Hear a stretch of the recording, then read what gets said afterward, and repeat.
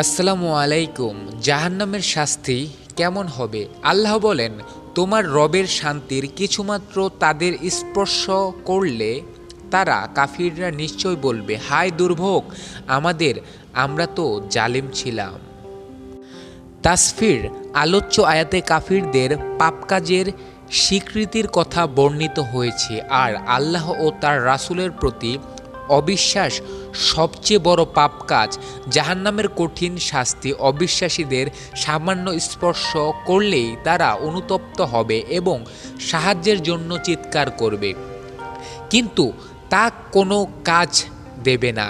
ইরশাদ হয়েছে, যারা কুফরি করেছে ও সীমালঙ্ঘন করেছে আল্লাহ তাদের কখনো ক্ষমা করবেন না এবং তাদের কোনো পথও দেখাবেন না।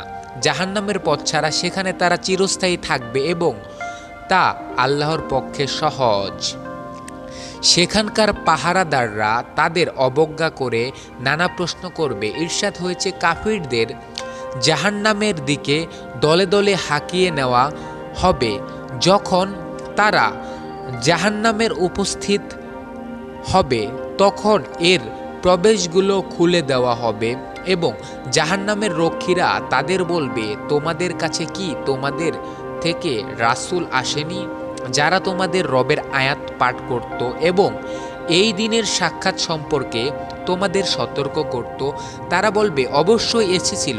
মোট কথা, কাফিরদের জন্য শাস্তি বাস্তবায়িত হয়ে গেছে। জাহান্নামের কাফিররা মাথা নিচু করে চলবে, তাদের শ্রবণ শক্তি ও দৃষ্টিশক্তি কেড়ে নেওয়া হবে, তাদের চেহারা থাকবে কালিমাযুক্ত। তারা আল্লাহর কাছে অনুনয় বিনয় করে দুনিয়ায় ফেরার আকুতি জানাবে। ইরশাদ হয়েছে, সেই দিন আপনি অপরাধীদের শৃঙ্খলিত অবস্থায় দেখবে, তাদের জামা হবে আলকাতরার এবং তাদের মুখে আগুন আচ্ছন্ন করবে।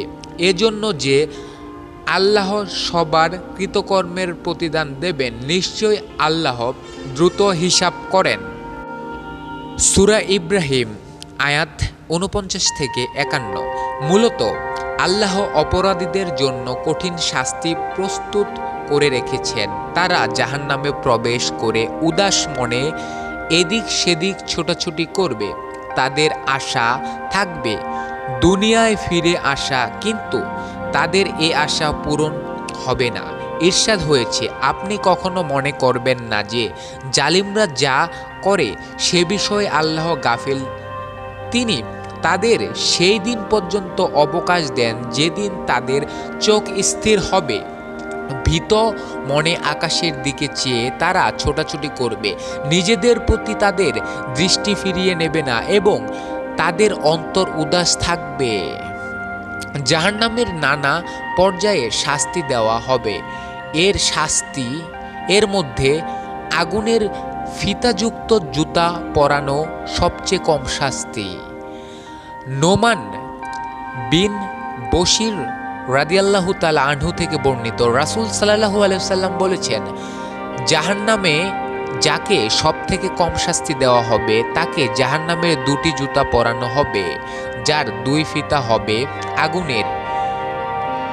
এর উত্তাপে মাথার মগজ টকবক করে থাকবে ডেগের ফুটন্ত পানির মতো। সে মনে করবে তাকে সবচেয়ে বেশি শাস্তি দেওয়া হচ্ছে, মূলত তাকে সবচেয়ে কম শাস্তি দেওয়া হচ্ছে। মুসলিম হাদিস 213।